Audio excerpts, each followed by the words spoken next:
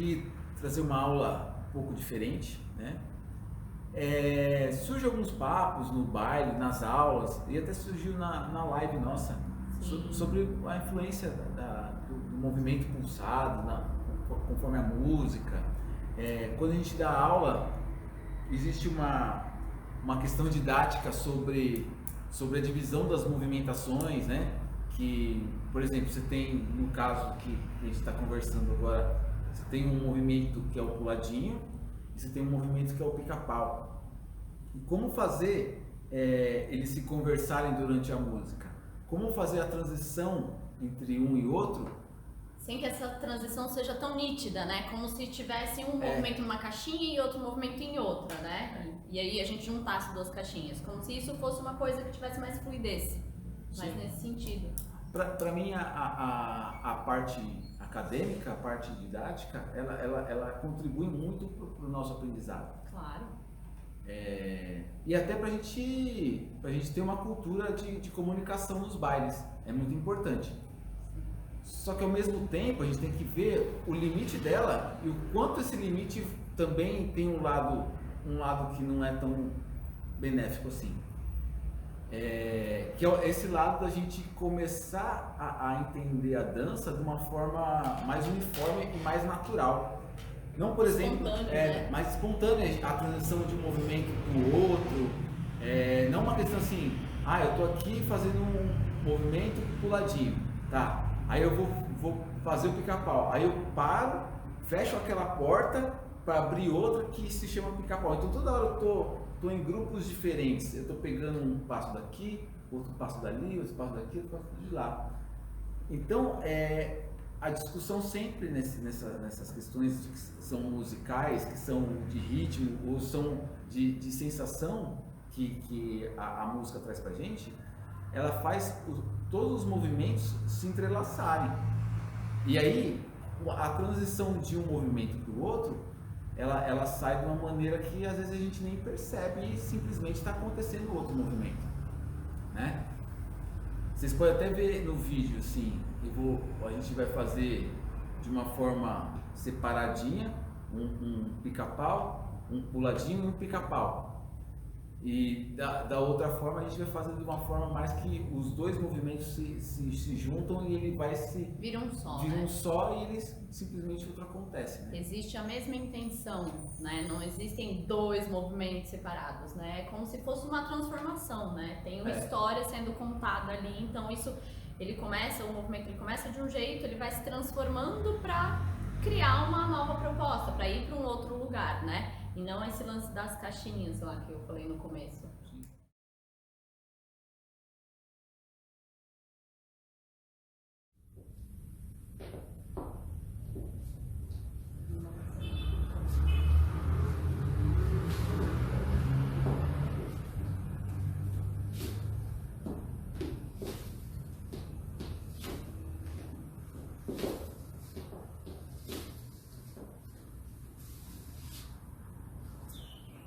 Agora, vou fazer ele de uma maneira mais dançada, onde o pica-pau ele acaba se misturando com o puladinho.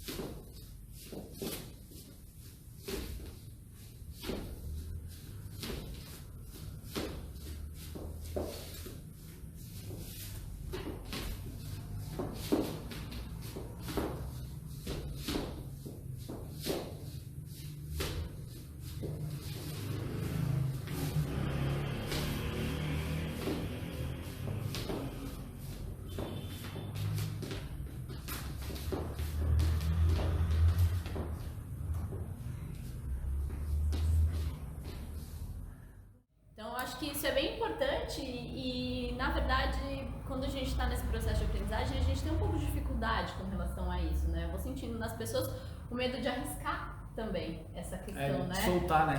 De simplesmente criar uma intenção no corpo e deixar isso transparecer.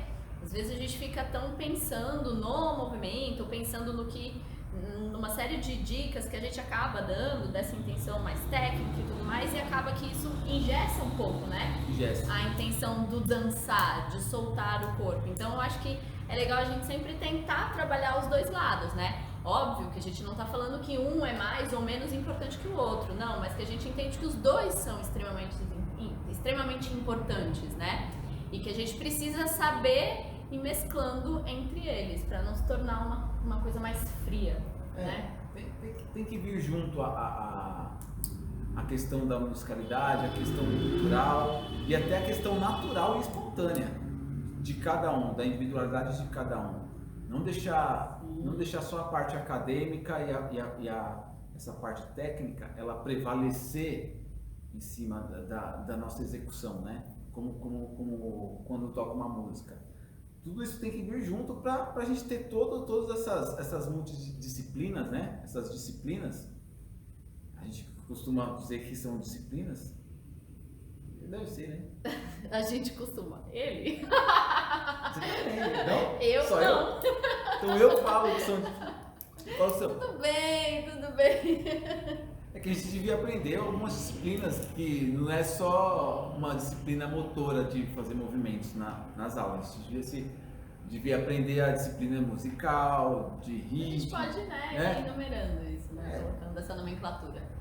Então, e não deixar só essa questão de coordenação motora, de movimento motor, físico, matemático prevalecer na dança. Ela é importante, não é, igual ele falou, não é menos importante ou mais importante.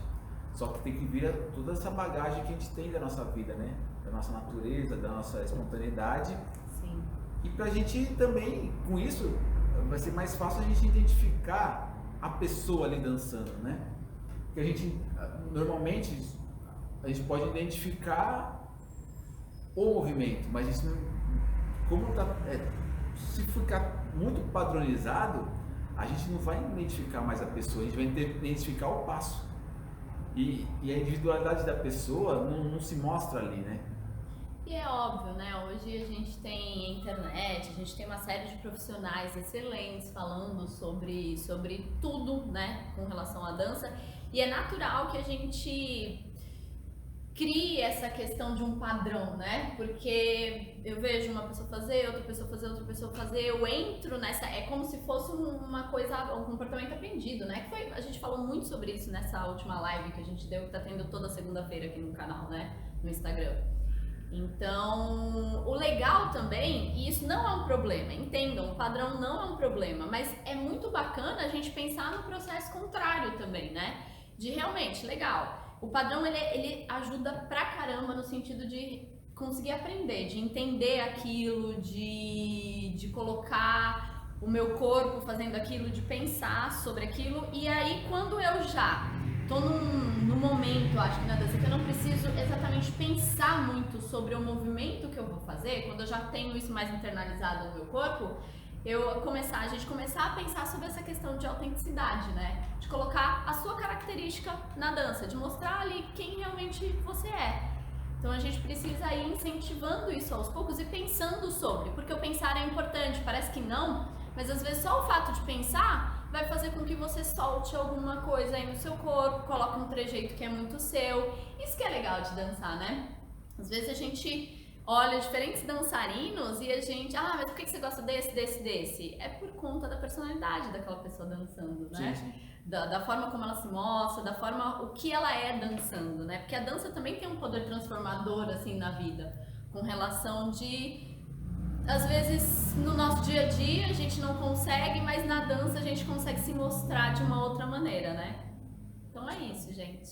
Então é um bate-papo. Quem quiser saber mais sobre, procura a gente nas redes. Tem a nossa live que está acontecendo. Nas redes, a gente vai estar dormindo na rede, se balançando. Piada péssima, mas foi o que eu pensei. Demais. Esquece, apaga aqui, ó. Quer água? Então, quer uma água? É água isso aqui, tem certeza? Sigam a gente, tá? Sigam a gente nas redes. Se inscrevam no canal. Ativa o sininho aí. Ativa